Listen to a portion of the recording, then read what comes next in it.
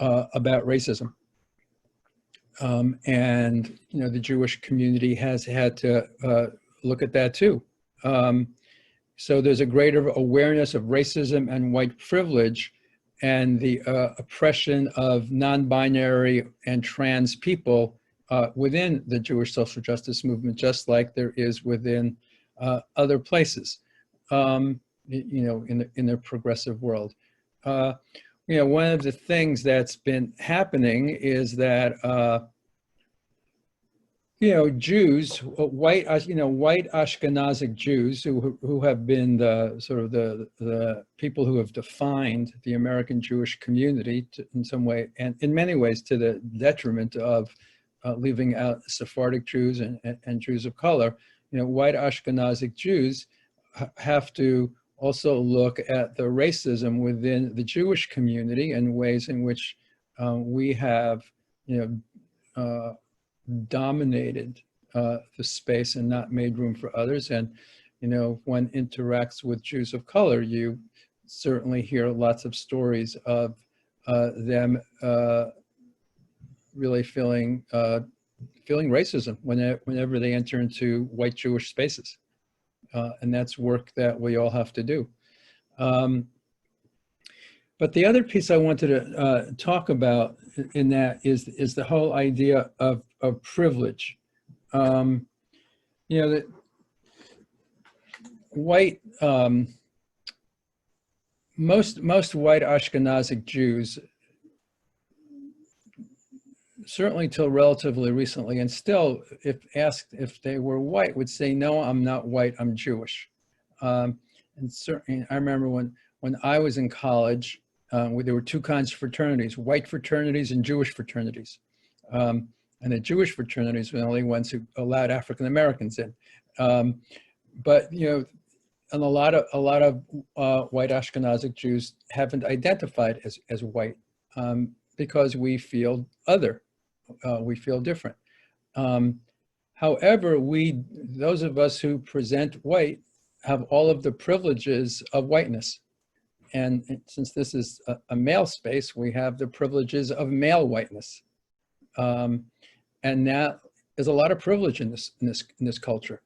And because we have felt other, some of us haven't owned that privilege. And a piece of it is because for Jews, that privilege is provisional privilege. Provisional in that when anti-Semitism arises because it's politically expedient for folks, and our privileges can be revoked. So we have provisional privilege. It is pretty much predictable that when there is a time of rising economic equality and rising social tension, that the people in power will begin trotting out anti-Semitism to divert anger and attention. And that's exactly what's happening today. And that's what happened many times in history, that anti-Semitism is used to focus social unrest and anger about inequality and other issues onto Jews. So our privilege is provisional, but nevertheless, it's privilege. And we have to own that as part of the way we deal with racism within the Jewish community itself. In order to be able to have relationships with Jews of color, we need to understand where we are coming from and what we have gained. And I've come to see that a piece of humility, we talk about, you know, Judaism, you know, says, what does God ask you? Do justice, love compassion, and walk with humility in Micah.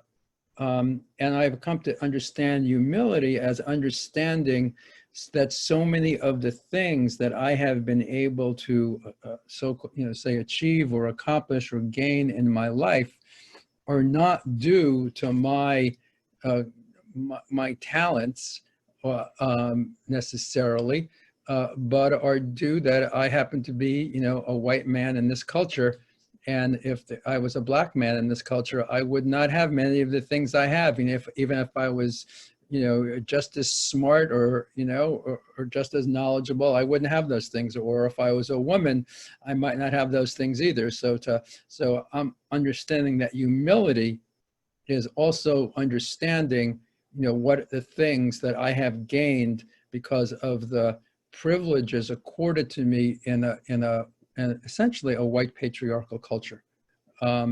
So those are questions that the Jewish social justice movement are really looking at, and particularly trying to decentralize the Ashkenazic experience. Right now, most of the census studies in the Jewish community show that Jews of color are between 10 and 20% of Jews in the United States, includes quite a few of Sephardic Jews. They don't feel welcome in a community that only recognizes the Ashkenazic culture.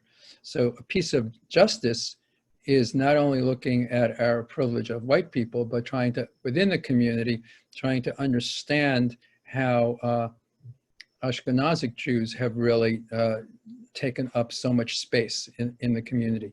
Another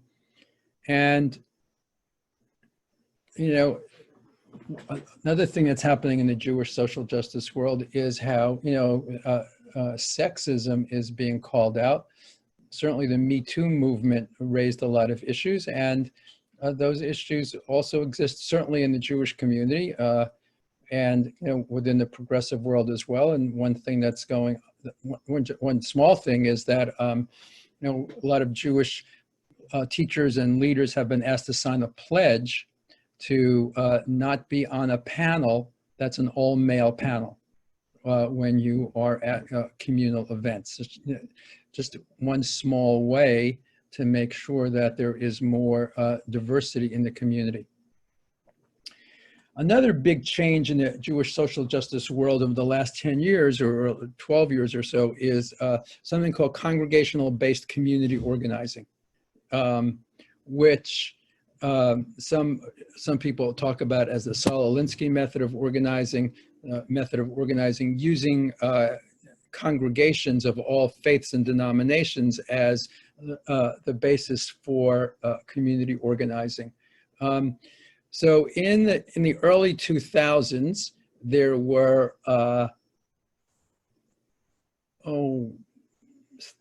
thousands of churches involved in congregation-based community organizing, but less than 20 synagogues. It wasn't something that the Jewish world was terribly involved in. And then while I was at Jewish Funds for Justice, we launched a campaign to get synagogues involved in congregational-based community organizing. And now there are literally hundreds of synagogues around the country that are involved in groups like Faith in Action, or the IAF, or the Gamaliel. So perhaps some of you belong to a congregation that's involved in congregational-based community organizing, and it's based in creating relationships with people within the congregation and then between congregations, and it tackles. First it focuses on more local or regional issues, and it can then focus on statewide issues as well. But it's a way for a congregation to be involved in social justice work and in an interfaith and an interracial way. And that's something that has really taken off in the Jewish community in the last 10 years or so, and has become a significant way for many congregations to do social justice work.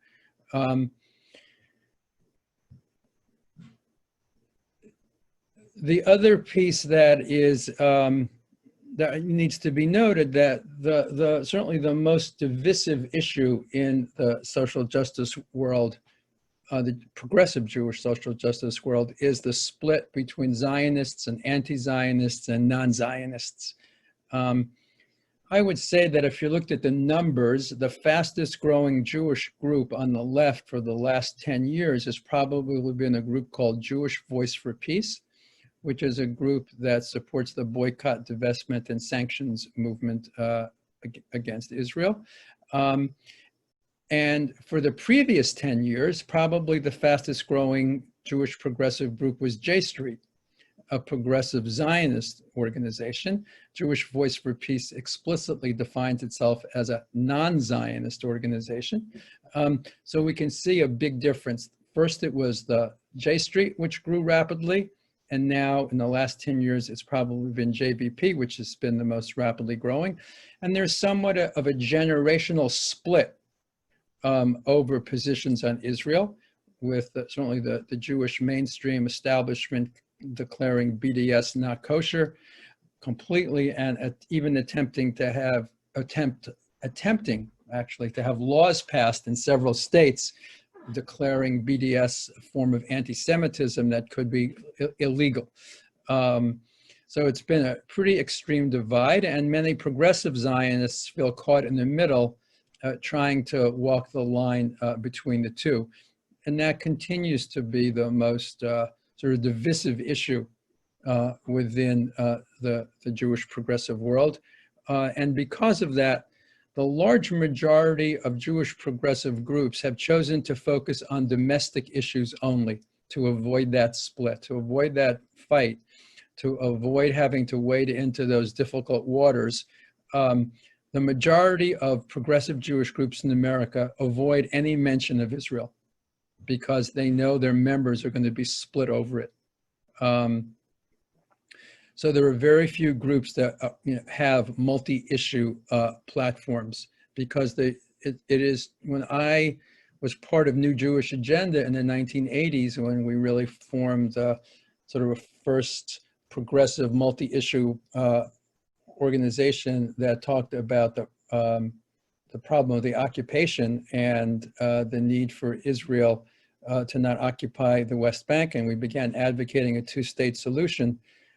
We came under very, very heavy criticism by the Jewish community. That was in the early 80s, and paid a serious price for it as an organization. So other organizations have learned their lesson and have stayed out of that conversation. Unless they're explicitly Israel-focused groups, the majority of progressive Jewish groups in America try to avoid Israel. The notable exception is Tru'ah, which is the Rabbinic Voice for Human Rights. It's one of the few organizations that will talk about domestic issues as well as Israel.